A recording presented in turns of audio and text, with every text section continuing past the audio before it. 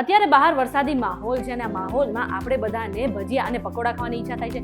અને આ જે ભજીયા છે એ તેલમાં તળીને ખાવામાં આવે છે, એ તો બધાને આપણે ખબર જ છે. પરંતુ આ જે ભજીયા આપણે તેલમાં તળીએ છીએ અને પછી જે તેલ બચી જાય છે એનું શું કરવામાં આવે છે? હવે સામાન્ય રીતે દરેક ઘરમાં જે તેલ બચેલું છે તેને ફરી એક વખત કોઈ વસ્તુમાં તળવામાં ઉપયોગમાં લેવામાં આવે છે અથવા તો શાક બનાવવામાં ઉપયોગમાં લેવામાં આવે છે. પણ આને કારણે તમે બીમાર પણ પડી શકો છો, કારણ કે આ જે તેલ છે તેને વારંવાર ગરમ કરવાથી એ ઝેર બની જાય છે અને એ જ કારણે તમને હાર્ટ એટેક આવી શકે છે અને કેન્સર પણ થઈ શકે છે. તો આજના વિડીયોમાં એ જાણી લઈએ કે આ જે તેલ છે તેને કેટલી વખત ગરમ કરવું જોઈએ અને વધારે વખત જો તેલ ગરમ કરી લે તો તેના કારણે આપણા શરીરને ક્યાં ક્યાં નુકસાન થાય છે. વિડીયો શરૂ કરતા પહેલા એક મહત્વની વાત, હવે જે આ ફિટ એન્ડ ફાઇન શોના જેટલા પણ વિડીયોઝ છે એ તમે યુટ્યુબ સિવાય અમારી વીટીવીની એપ્લિકેશન પર જઈને પણ જોઈ શકો છો. આ માટે તમારે વધારે કશું નથી કરવાનું, પ્લે સ્ટોર અથવા તો એપ સ્ટોરમાં જઈને અમારી વીટીવીની એપ્લિકેશન તમારે ડાઉનલોડ કરી લેવાની છે. એ પછી એપ્લિકેશનને ઓપન કરી લેવાની છે અને ત્યાં બિયોન્ડ વિડીયોઝનું જેટલું પણ ફોલ્ડર છે ત્યાં તમે ફિટ એન્ડ ફાઇન શોના દરેક વિડીયોઝ આરામથી જોઈ શકો છો.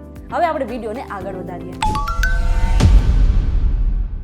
તમે આવી ગયા છો વીટીવી ડિજિટલ પર ને મારું નામ છે મેઘા. હવે કોઈ પણ વખત એક તેલમાં આપણે ભજીયા, પૂરી, ચિપ્સ કે પકોડા કે સમોસા કોઈ પણ વસ્તુ તળી લઈએ ને અને પછી જે બચેલું તેલ છે એને ફરી એક વખત ગરમ કરીએ ને તો તેના કારણે આપણા શરીરને ઘણું નુકસાન પહોંચે છે.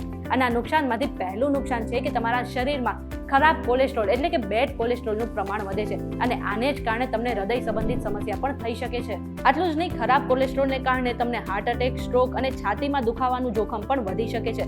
અને કોલેસ્ટ્રોલ સંબંધિત સમસ્યાથી બચવા માટે જે તેલ તમે ગરમ કર્યું છે તેને ફરી એક વખત વાપરવાનું તમારે ટાળવું જોઈએ. બીજું છે, આપણા શરીરમાં એસિડનું પ્રમાણ વધે છે. એટલા માટે જો તમે ક્યારેય પણ જમ્યા પછી તમને ગળામાં બળતરા થાય, પેટમાં બળતરા થાય અથવા તો તમને એસિડિટી જેવી કોઈ પણ સમસ્યા થાય ને તો તમારે સમજી લેવું જોઈએ કે તમે જે બીજી વખત બચેલું તેલ છે એમાંથી બનાવેલો ખોરાક ખાધો છે. અને ત્રીજી સમસ્યા એ થાય છે કે એના કારણે આપણા શરીરમાં ઝેરી પદાર્થોનું પ્રમાણ પણ વધી શકે છે અને તેના કારણે હૃદય રોગ, અલ્ઝાઇમર અને ડિમેન્શિયા જેવી ઘણી બીમારીઓ પણ થાય છે.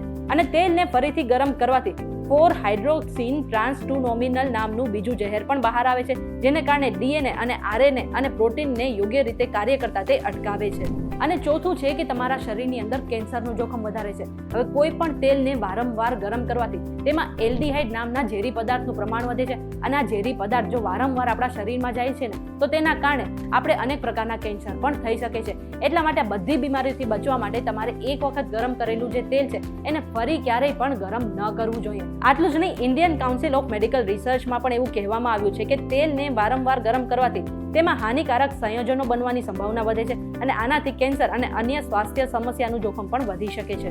તો પ્રશ્ન એ થાય કે આ તેલને કેટલી વખત ગરમ કરવું જોઈએ? તો એનો જવાબ એ છે કે તમે કોઈ પણ વસ્તુ એક વખત તેલમાં તળી લીધી અને જેટલું પણ તેલ બચ્યું છે એનો ઉપયોગ તમારે ફક્ત શાક બનાવવા માટે કરવું જોઈએ અથવા તો પરોઠા શેકવા માટે કરવું જોઈએ. પરંતુ આ જે બચેલું તેલ છે એને ફરી ગરમ કરીને એમાં કોઈ પણ બીજી વખત વસ્તુ ન તળવી જોઈએ. આને કારણે તમે બીમાર પડી શકો છો. અને આટલું જ નહીં, વારંવાર તેલને ગરમ કરવાથી તેનો જે ધુમાડો છે એના કારણે પણ તમારા સ્વાસ્થ્યને ઘણું નુકસાન પહોંચે છે.